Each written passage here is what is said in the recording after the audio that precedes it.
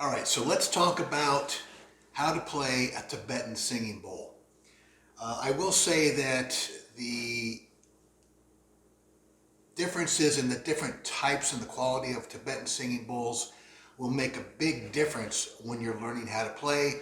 Initially, I tried to learn on some inexpensive bowls and was very frustrated at not getting the sound and the features of the singing bowl that I was trying to get. Keep in mind that Tibetan singing bowl is an instrument. And so we could play happy birthday to you, but the Tibetan singing bowl is really designed to be played as an instrument to deliver peaceful, soothing sounds, sounds of meditation, relaxation, prayer, wellness of mind, right? That's why they're so attractive to us. With the Tibetan singing bowl, you kind of have to warm them up to get them to play. So I have 4 of them here that I'm going to use for this demonstration. And I've seen in some cases where a person who's going to play some Tibetan singing bowls, maybe a sound bath, a sound healer, whatever the case may be, just goes around and does a good smack in all the Tibetan singing bowls just to get them warmed up. And the reason we get them warmed up because the Tibetan singing bowl plays by having a vibration.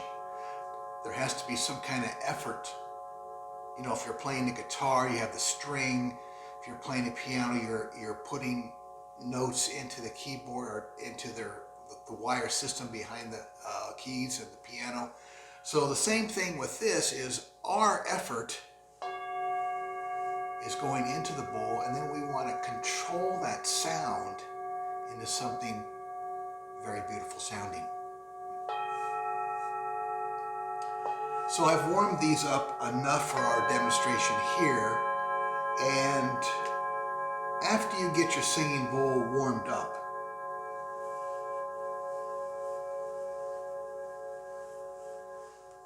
you can start to play with a little bit and get an idea of how they work.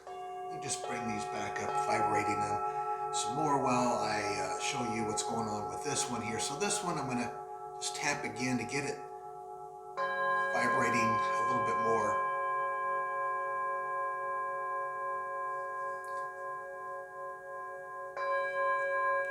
So once I have the bowl vibrating and you can really sense the resonance coming from the bowl, then you can start to do some other things. I'm going to take this mallet, the wooden side here, and I'm not going to hit it on the side, but I'm going to run it around the side like this. And just kind of circle it and then maybe try to control the sound of the bowl. So I can make it louder,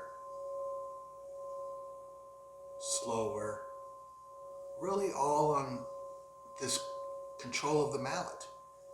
And when I first started playing these singing bowls, I would get in a hurry, start doing this, and when you do that, hear that rumbling sound with that vibration, and it's the mallet that's kind of getting flung off of the bowl because I'm losing concentration really and my flow to keep this mallet really connected with the bowl, and using this as really a way for me to control it rather than the mallet all of a sudden losing control.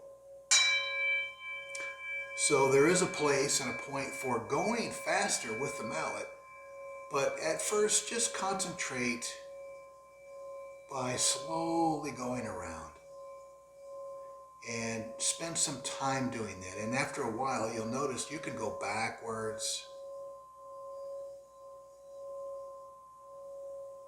back forward, all the way around, even slow down. Just play with it. And you want to do this, and it takes some practice to get it going like this, but you want to do this without really any sound of the mallet itself. Like you don't want the mallet sounding, when you're going around. You want the mallet as quiet as possible, because what you're focusing in is the sound of the mallet and the bowl together. So you want to just practice that. Some people, when they play these singing bowls, if it's a smaller one like this, I like to play sometimes up like hold my hand like a kind of a tripod and keep it steady that way. They do get heavy after a while. It does build up your muscle a little bit.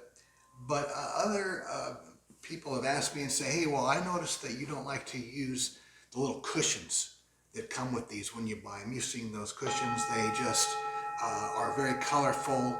They go under there. But I don't like to use those, because as you play the singing bowl, there's a lot of movement that's going back and forth, a lot of vibrations, and a lot of times that thing will just start to slip off that cushion and fall off on your tile floor or whatever the case may be. And it really is, it's an extra element in the playing of the Tibetan Singing Bowl I just don't want to deal with. So what I've done is, and this could be done at all on your own floor or on a table, is get a yoga mat and just lay it out and play it on that. And you'll get a much better quality sound, and you don't have to worry about the thing moving around the bowl. So going back to playing these singing bowls, you want to make sure, if you're playing multiple singing bowls, that you're not just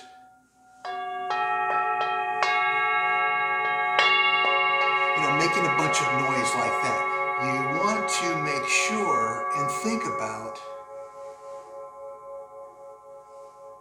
what do you want to convey to the hearer? You want to convey, most likely, a way into meditation, a way into relaxation. So to do that, you want to guide that person through some beautiful sounds. Let the bowl softly play its magical sound.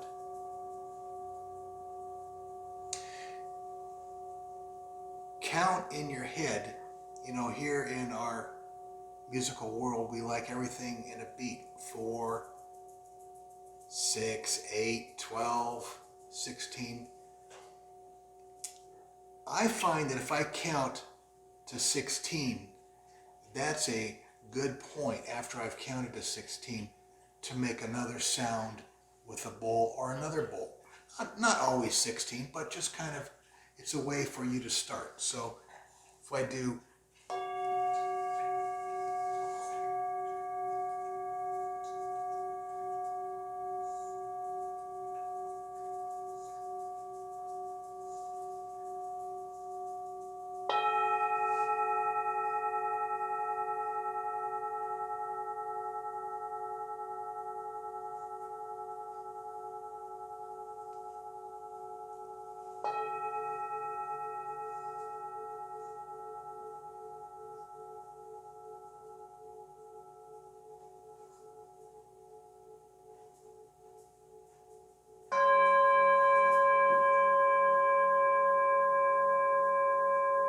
so I'm going to take this last bowl.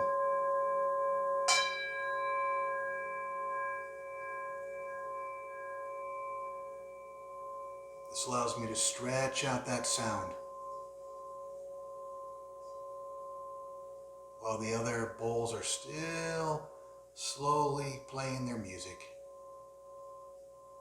This just kind of adds a nice sound to the completion of that little small set we just did. And yes, 2 of these bowls, pretty much the same note.